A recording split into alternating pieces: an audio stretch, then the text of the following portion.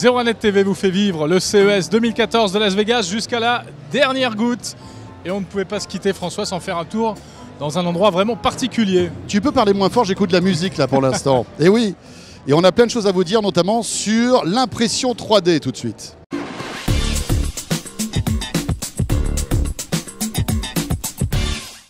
Et la musique que vous entendez derrière, regardez bien les instruments de ces musiciens. Oui, ont été imprimés en 3D. C'est incroyable. Regardez par exemple, comment ça s'appelle ça, le tambour, hein, non, voilà. Pas le tambourin, la grosse caisse. La grosse caisse. Ouais, donc la batterie. Voilà. Vous avez le synthé derrière. Ouais. Vous avez aussi la guitare. Eh bien, tous ces instruments ont été imprimés en 3D.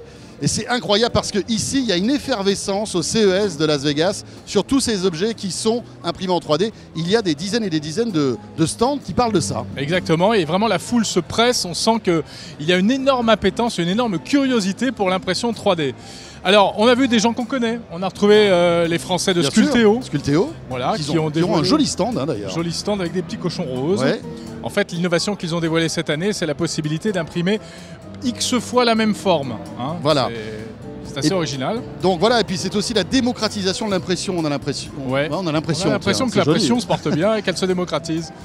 Voilà, on peut trouver des imprimantes 3D à combien aujourd'hui? Quelques centaines de dollars. Hein. C'est ça, ça sont les imprimantes qu'on trouvera dans le commerce dans les mois qui viennent et ça va démarrer à quelques centaines de dollars avec une qualité de résultat nettement meilleure que ce qu'on connaissait. Voilà, de génération en génération.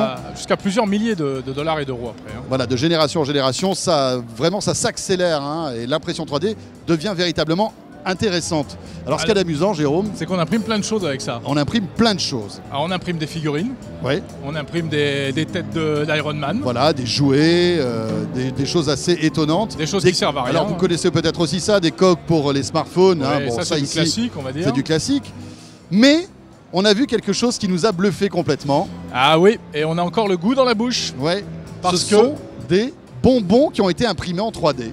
Voilà, des petites friandises imprimées avec une machine, soit au chocolat, soit au sucre avec des goûts de fraises ou de citron.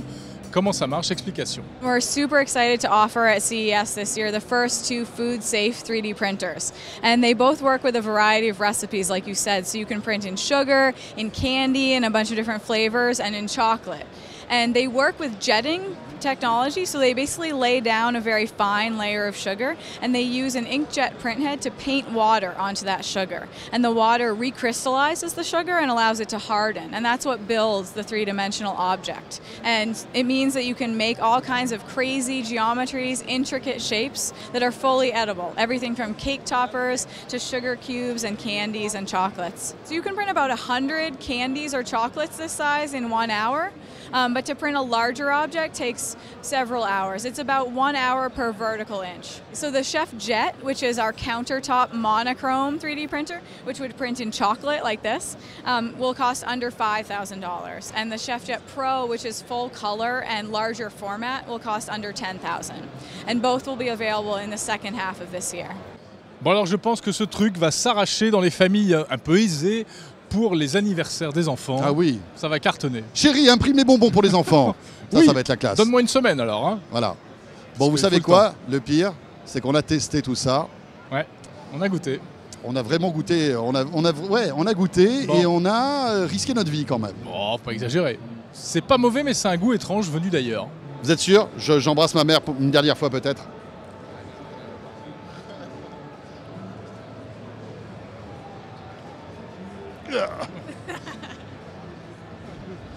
Allez, on se retrouve demain et on parlera sans doute encore du CES. Voilà, le CES 2014 est à vivre sur 01net TV.